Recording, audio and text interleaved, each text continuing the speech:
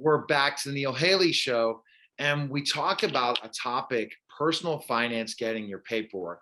When I think about it, anytime I talk about a budget, talk about specifically the mail that comes in, all these minute details that we can miss and lose certain paperwork, it becomes big for somebody, especially when they're busy. But what Ruth does is some amazing things. So I'm excited to welcome Ruth Levy to the program. How are you, Ruth? And let's talk about specifically your background, and we'll get right into the topic. Sure. This was not what I anticipated doing with my life. However, I started with a degree in nutrition, and then I went into business. I worked for several not-for-profits as well as Fortune 500 companies, and then even did a stint with Peace Corps Ukraine. But then I came back home, and my mother fell in her home, and I was responsible for all her finances, especially given I have an MBA that I picked up along the way. So she has influenced my career. So basically you work with who? Explain that. Yeah. Well, historically, I've been working with seniors.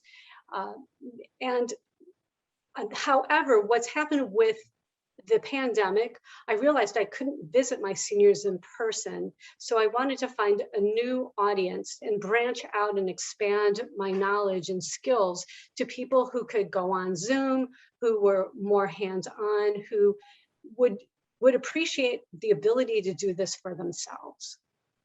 Okay, so you have a 5-day challenge. Explain that, and then kind of delve more into the topic. Absolutely. So my 5-day challenge just started today. And in that challenge, I frame one part of paperwork. Now, I understand that paperwork, people sometimes just really don't want to deal with their paperwork. I don't want to. I'll tell you that right now. I hate it. I don't like it. I don't care for it. The paperwork is just annoying. It's like, come on now, someone else do my paperwork for me. Because every time you have to fill out something, it's a really annoying thing. You're not alone. You're in really good company. And even my clients today, my people on the challenge, they're scared of paperwork. They want to avoid it. But here's the thing that happens when you do avoid it, is it costs you. It costs you money, late fees, missed opportunities, missed deadlines. It also can affect your relationships. Say you forget to open an invitation or return an email. Does that sound familiar? I mean, things can get bad quickly. Or putting off an email just because you don't want to answer it, and it really causes problems. Of course. I mean, these are all parts of paperwork, whether it be hands-on, real-life paperwork or electronic paperwork at this point. And I'll also say this, that, paperwork, when you have too much of it, it can affect your mental and physical health. Yes. I'm absolutely. When you have a lot of things that you have to get done and you want to do something else, and it's driving you nuts to change addresses or do different things, or looking at things online, or applying for this position or applying for that. Oh my goodness, it's just a pile of paperwork piles up, or your list piles up. And what do you do, Ruth? You freak out. You freak out, you shut down, and you just throw it aside and say, okay, I'll get to it tomorrow. Right.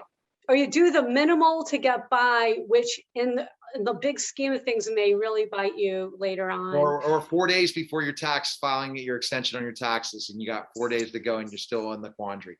I know it. I've been there, done that. Yes. Yeah. Well, again, you are not alone. And I'll say this, that not only is this like a mental thing, but the distraction of having the paperwork around you can also affect your focus. It can also attract a lot of dust. I know someone who has asthma, and he's a huge paper hoarder. Oh, so I was before too, and I got rid of lots of papers. Yeah. So it sounds really like, this humdrum thing, but our papers are very emotional because they hold transactions. They're a reminder of decisions we've made. decisions, whether good, bad, emotional things that have happened. They're kind of this, kind of like the journal of our life. And so that's why it's very hard to separate our emotions from the paper as well. So that's something we look at as well, is how all of this interplays. So avoiding paperwork. But here's the thing that you need, that we never learned how to deal with our paperwork. Yes. I just looked at how my mom paid her bills, or how my dad never talked about money. I just did what I did. And then as I worked in business, that's where I had to talk about money. I had to get paperwork in order. When I was a campus director, we had to get ready for accreditation. We had to have all our papers in a row. It was kind of make or break. So I realized how important this is for business as well as for personal. It's unbelievable. It really is. And so, and what ages do you see the biggest issues? Every age, right? Every age has their own challenge, but here's how I look at this. All my work with seniors is kind of like the ghost of Christmas future for everybody. So these experiences that my seniors have taught me so much about how to coach younger people so that the same mistakes don't happen. So, I've seen, but here's the thing too, like, we all are kind of, this is not a character flaw that you don't like doing paperwork. It's not a source of embarrassment. It's totally normal. This is normal. We are not taught. And in fact, the problem with not being taught this is we lose, on average, $1,300 a year. People lose based on the fact that they do not have financial literacy and do not know how to handle paper. So this is like a dollars and cents issue. It's deep. So the people I'm working with now are slightly younger. I still work with seniors. I love seniors. They're the best. However, I can work with really any generation, any person, because I've seen the back end and the front end. Okay. So the best place people can go to sign up for that 5-day challenge is go where? They can come to, right now, they just email me at Ruth at 365financialcare.com. Ruth at 365financialcare.com. And I will be in touch with anybody who's interested. I will send them the information about the course and the challenge, but I do really want to have that personal contact with people right now, as this is such a, kind of personal topic to people, and really make that connection. All right, Ruth, thanks for stopping by. Thanks for coming on the show. Thank you so much, Neil. It's been a pleasure. Take care. You're listening and watching The Neil Haley Show, and we'll be back in just a moment.